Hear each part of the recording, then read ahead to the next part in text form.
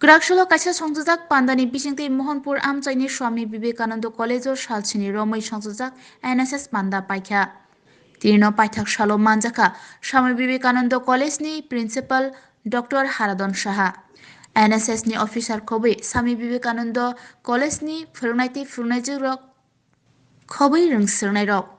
Shalchini Romai songjak NSS pandao sabsutra khlaima bufang bosa kaima global warming tei bororongni nok nogo thangui sisaruma kefek mani kashumarongno tei sisarumong khlaijaka সেমিনারে উনি বলছিলেন এতক্ষণ ধরে যে আমরা আগামী 12 এবং 13 জানুয়ারি দুদিন ব্যাপী আমাদের এই মহাবিদ্যালয়ের যে কনফারেন্স হলে আমরা একটা ন্যাশনাল লেভেল সেমিনার আমরা অর্গানাইজ করতে যাচ্ছি। যেই সেমিনারের মূল টপিক হচ্ছে role of Manikya dynasty in building modern Tripura. আমরা প্রত্যেকে জানি ভারতবর্ষটার উত্তর পূর্বাঞ্চলের একটা পাহাড় পর্বত বেষ্টিত একটা ক্ষুদ্র রাজ্য হচ্ছে ত্রিপুরা, এবং যে রাজ্যের একটা উন্নত সংস্কৃতি এবং উন্নত একটা কৃষ্টি এবং উন্নত কতগুলো রীতিনীতি এবং উন্নত কতগুলি পরম্পরা রয়েছে, এবং এই পরম্পরাগুলো কিন্তু একদিনের নয়, এগুলো দীর্ঘদিনের একটা ইতিহাস এবং দীর্ঘদিনের একটা পরম্পরা। এই পরম্পরা মূলত আমরা যদি লক্ষ্য করি, আমরা দেখবেন আজকে আমরা জানি ত্রিপুরা রাজ্যে দীর্ঘদিন যাবৎ সেখানে রাজাদের শাসন ছিল, এবং এই রাজাদের শাসনকালে বিভিন্ন সময়ে বিভিন্ন অধ্যায়ে বিভিন্ন প্রেক্ষাপটে এক একটা সময় এক এক ধরনের সেই রাজাদের কার্যক্রমগুলি সেটা সংগঠিত হতো।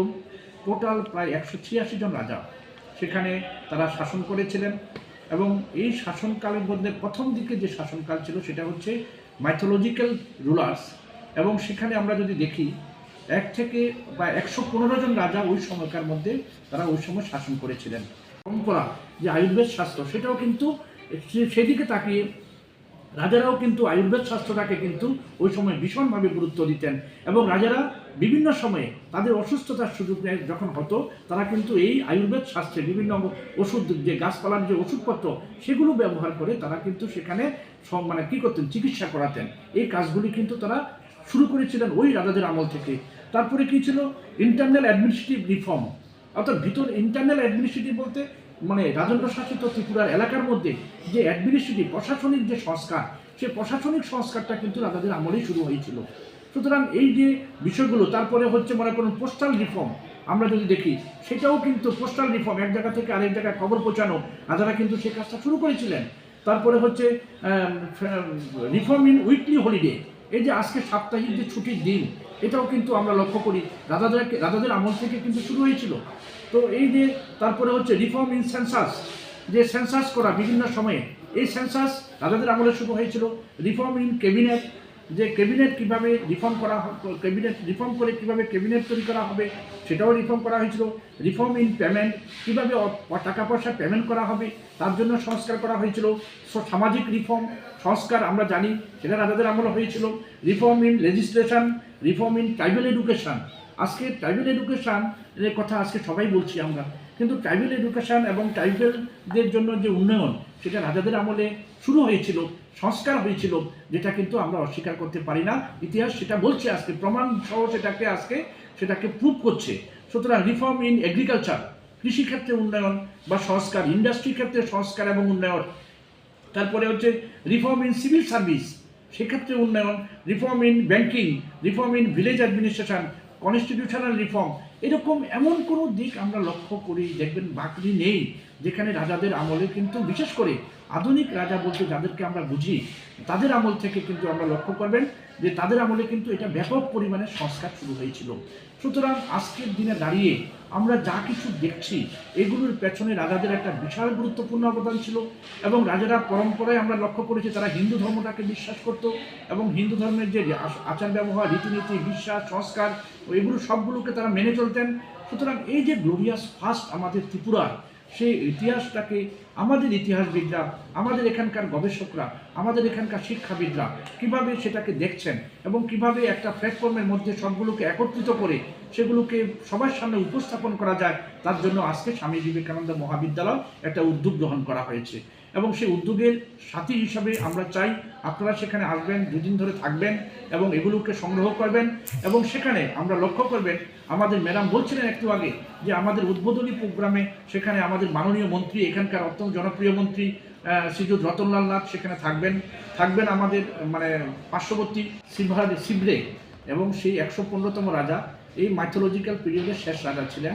ওনার এই পিরিয়ডের মধ্যে কতগুলো ঘটনা আছে যেগুলোকেও আমরা একেবারে হয়তো মানে সেখানে অস্বীকার করতে পারি না, যেগুলি একটা হিস্টোরিক্যাল একটা তাৎপর্য রয়েছে। তারপরে আমরা যদি দেখি আমাদের ত্রিপুরা রাজ্যে যেটা হচ্ছে রিজিওনাল হিস্ট্রি, যেটা শুরুয়াত হয়েছিল, এবং এই ন্যাশনাল মানে যে রিজিওনাল হিস্ট্রি থেকে সেখান থেকে শুরু হয় আমাদের ন্যাশনাল স্তরে অর্থাৎ জাতীয় স্তরের একটা হিস্ট্রি। এবং এই জাতীয় স্তরের যে হিস্ট্রিটা আমাদের ইতিহাস তৈরি হয়েছিল, সেখানেও আমরা দেখি 116তম থেকে প্রায় 133তম অর্থাৎ 18 জন রাজা ওই সময়ে তারা রাজত্ব করেছিলেন বা শাসন করেছিলেন, যেটাকে আমরা অনেক সময় ত্রিপুরাহ মানে যে রুলার তাদেরকে আমরা চিহ্নিত করি। এবং এদের মধ্যে প্রথম যিনি ছিলেন তিনি হচ্ছেন ডুঙ্গর ফা, যাকে আমরা অনেক সময় নাম জানি হচ্ছে আদি ধর্মফা। এবং আদি ধর্মফার যে ওই সময়কার যে শাসনকাল বা ওনার যে প্রজাদের কল্যাণের জন্য তিনি যে কাজগুলি করেছিলেন, একটা ঘটনা আমাদের কাছে অত্যন্ত দাগ কেটেছে, যেটা আমরা আজকে ইতিহাসবিদরা বা রাজমালাতেও সেটা কিন্তু লিপিবদ্ধ করা আছে। সেটা কি, ওই সময় আমরা লক্ষ্য করেছি যে একটা ঘটনা ঘটেছিল, যে একটা অতি খরা দেখা দিয়েছিল। এবং এই অতি খরা চলাকালীন তখন অনেক প্রজারা কী করেছেন, আদি ধর্মপা যেহেতু সেখানে ত্রিপুরা চিফ ছিলেন, ওনার কাছে এসেছিলেন। ওনার কাছে আসার পর যে ওনারা বলছিলেন এখান থেকে আমরা কীভাবে মুক্তি পেতে পারি, তখন আদি ধর্মপা কী করেছিলেন এবং প্রজাদের মানে মঙ্গলের জন্য তিনি কী করেছিলেন, একটা যজ্ঞের আয়োজন করেছিলেন। সেই যজ্ঞে মিথিলা থেকে 5 জন ব্রাহ্মণ পুরোহিতকে নিয়ে আসা হয়েছিল। এবং সত্যি মানে এটা আশ্চর্য লাগে এবং আমরা অনেক সময় শিহরিত হই। যেদিন এই যজ্ঞটা হয়েছিল সেদিন রাত্রিবেলায় কিন্তু বর্ষণ শুরু হয়। এবং এই বর্ষণ শুরু হওয়ার পর প্রজারা সবাই রাজার কাছে আদি ধর্মপার কাছে আসেন, যে যেহেতু মানে এই ব্রাহ্মণ পুরোহিতদের মানে মানে আশা এবং তাদের যজ্ঞ এবং আমাদের কল্যাণের জন্য ওনাদের এই উদ্যোগ, সুতরাং এদেরকে যেন আমাদের এখানে রেখে দেওয়া হয়। যার জন্য আদি ধর্মপা তাদের কাছে পুরোহিতদের কাছে অনুরোধ করলেন ওনারা যেন এখানে থাকেন। এবং বিশেষ করে ওই সময় বরাকবিলি এলাকার মধ্যে ওনাদেরকে 5টা জায়গা ওনাদেরকে আদি ধর্মপা দান করেছিলেন, যেটা রাজমালার মধ্যে লিপিবদ্ধ করা আছে পঞ্চখণ্ড হিসাবে নাম দিয়ে। সুতরাং এই যে রাজাদের বিশ্বাস বা আদি ধর্মপার বিশ্বাস, প্রজাদের বিশ্বাস, যে হিন্দু ধর্মের প্রতি একটা বিশ্বাস, তাদের রীতিনীতির প্রতি বিশ্বাস, এটা কিন্তু আমরা একেবারে তাৎপর্যপূর্ণ নয়, আমরা এটা কিন্তু বলতে পারি না। এটাও কিন্তু রাজাদের আমলেই শুরু হয়েছিল। আমরা আজকে যে ত্রিস্তরীয় পঞ্চায়েতের কথা বলছি, আমরা যে আজকে যে গ্রামীণ উন্নয়নের পাশাপাশি শহর উন্নয়নের কথা বলছি, যে মিউনিসিপ্যাল নগর পঞ্চায়েত কর্পোরেশন, এগুলোরও কিন্তু সংস্কার কিন্তু রাজাদের আমলেই শুরু হয়েছিল। তারপর আমরা কি দেখি, এডুকেশন রিফর্ম। এবং এডুকেশন রিফর্মের মধ্যে আমরা দেখেছি সেখানে যে মহারানী তুলসীবতী বালিকা বিদ্যালয়, উমাকান্ত একাডেমি, তারপরে হচ্ছে মহারাজা বীর বিক্রমের নেতৃত্বে এমবিবি কলেজ, এবং এই ধরনের অনেকগুলি শিক্ষা প্রতিষ্ঠান ওই সময়ে শুরু হয়েছিল। এবং এগুলোর মধ্য দিয়ে কিন্তু রাজারা কিন্তু চেষ্টা করেছিলেন এডুকেশন রিফর্ম শুরু করতে। হয়তো সমস্ত রাজাদের আমলে সমানভাবে সেটা হয়নি, এবং আধুনিক রাজা বলতে আমরা যাদের বুঝি যে তাদের পিরিয়ডে কিন্তু এই সংস্কারগুলো একটু বেশি পরিমাণে বেশি গতিতে কিন্তু সেটা হয়েছিল। তারপরে কী হয়েছিল, জুডিশিয়াল রিফর্ম। এই জুডিশিয়াল রিফর্মটা দেখবেন আপনারা কিন্তু রাজাদের আমলেই কিন্তু শুরু হয়েছিল। তারপরে মেডিকেল রিফর্ম, এই যে আয়ুর্বেদ শাস্ত্র বা বিভিন্ন রকমের মেডিকেল রিফর্ম, এগুলো কিন্তু রাজাদের আমলে হয়েছিল। আমি একটা এক্সাম্পল আপনাদের সামনে তুলে দিচ্ছি। আজকে আমরা জানি যে IGM, Indira Gandhi Memorial hospital, এটার পূর্ব নাম কী ছিল, Victoria Memorial hospital. Victoria Memorial হসপিটালটা কীভাবে হয়েছিল আমরা কিন্তু অনেকেই জানি না। আমরা জানি যখন ইংরেজরা যখন চেষ্টা করেছিলেন, যে ইংরেজরা চেয়েছিলেন কি মহারানী ভিক্টোরিয়ার নামে একটা মানে কল্যাণমূলক কিছু করার জন্য, উনি কী করেছিলেন, ভারতবর্ষের বিভিন্ন রাজাদেরকে কলকাতায় ভিক্টোরিয়া হল যেখানে আজকে হয়েছে ভিক্টোরিয়া মেমোরিয়াল হয়েছে, সেখানে তাদেরকে আমন্ত্রণ করে এনেছিলেন। কেন, প্রত্যেক রাজাদের কাছ থেকে সাহায্য নিয়ে সেখানে একটা মহারানী ভিক্টোরিয়ার নামে একটা মানে কিছু একটা সংস্কার বা একটা শোধ সেখানে তৈরি করবেন। এবং সমস্ত রাজারা যে যার মতো সামর্থ্য মতো সেখানে কিছু দান করবেন বলে তারা বলছিলেন। কিন্তু আমাদের রাজারা কি করেছিলেন, সেখানে গিয়েছিলেন কিন্তু বলছেন না, আমি এভাবে কোনো দান করতে পারবো না। বলছে কেন, আমি মহারানী ভিক্টোরিয়াকে অসম্ভব শ্রদ্ধা করি, আমি মহারানী ভিক্টোরিয়ার নামে অবশ্যই আমি কাজ করব, তবে সেটা আমি আমার ত্রিপুরা রাজ্যে আমাদের সাধারণ জনগণ যারা আছে তাদের কল্যাণের দিকে তাকিয়ে তারা যাতে মেডিকেল পরিষেবা পেতে পারে, স্বাস্থ্য পরিষেবা পেতে পারে, তার জন্য আমি ত্রিপুরাতে গিয়ে একটা হসপিটাল তৈরি করব যেখানে সাধারণ মানুষ বিনা পয়সায় চিকিৎসা করতে পারে। সুতরাং এই যে মানসিকতা, যে ভিক্টোরিয়াকে সম্মান জানিয়ে ত্রিপুরা রাজ্যে একটা হসপিটাল করে দেওয়া ভিক্টোরিয়ার নামে, যে ভিক্টোরিয়া মেমোরিয়াল হসপিটাল, এই হসপিটালটা কিন্তু রাজাদের দানেই এই মেডিকেল ট্রিটমেন্ট যে সুযোগ সুবিধা, এটা রিফর্ম সেটা কিন্তু তারা করছিলেন। সেখান থেকে বাধ্য হয়ে সে গোমতী ভ্যালি থেকে চলে এসেছেন হাওড়া ভ্যালিতে। আপনারা জানেন হাওড়া ভ্যালি আজকে আমাদের যে খয়েরপুর বা পুরাতন আগরতলা, সেখান থেকে পরবর্তী সময়ে এই রাজাদের বিভিন্ন সময়ে সেই 174 থেকে 184 জন, এবং তাদের শুরুটা হয়েছিল কুইন জাহ্নবী দেবীকে দিয়ে শুরু করে এবং শেষ হয়েছিল মহারাজা কিরিট বিক্রম কিশোর মাণিক্যকে দিয়ে। কেননা অনেকে বলে মহারাজা বীর বিক্রম কিশোর মাণিক্য হচ্ছে শেষ মহারাজা, নয়। কেননা 1947 সালে দেশ স্বাধীন হলেও আমাদের ত্রিপুরা কিন্তু ভারতবর্ষের সঙ্গে তখন যুক্ত হয়নি। যুক্ত হয়েছিল কখন? 1949 সালে। সুতরাং এই যে 2 বছর, ওই সময়ে কিন্তু মানে কিরিট বিক্রম কিশোর দেববর্মন ছিল, যার জন্য আজকে ইতিহাসবিদরা বা আমাদের গবেষণার মধ্য দিয়ে দেখা যাচ্ছে যে উনিও কিন্তু রাজাদের এই তালিকার মধ্যে চলে আসছেন। সেদিক দিয়ে মোট 186 জন রাজা তারা ত্রিপুরা রাজ্যের বিভিন্ন সময়ে তারা কিন্তু বিভিন্ন জনগণের কল্যাণে শাসন কার্যের জন্য তারা কাজ করেছিলেন। আমি ওভারঅল তাদের যে জনকল্যাণের যে কাজগুলি ছিল সেগুলো যদি আপনারা দেখেন, এই রাজাদের শাসনকালে কী হয়েছিল, আমাদের ত্রিপুরা রাজ্যের বাউন্ডারির একটা ডিমার্কেশন হয়েছিল। সুতরাং এই ডিমার্কেশনটা ত্রিপুরা রাজ্যের যে ভূমি, সেই ভূমিটাকে সংরক্ষিত করার জন্য, এটাকে প্রোটেক্ট করার জন্য একটা গুরুত্বপূর্ণ সংস্কার। সুতরাং এরপরে আমরা কি দেখেছি, রাজাদের শাসনকালে কিন্তু লিগ্যাল রিফর্ম শুরু হয়েছিল। প্রথম দিকে বিভিন্ন কমিউনিটি তাদের যে চিফ ছিল তাদের মধ্য দিয়ে সেগুলো শুরু হলেও পরবর্তীকালে আমরা লক্ষ্য করি একটা লিগ্যাল রিফর্ম কিন্তু শুরু হয়েছে।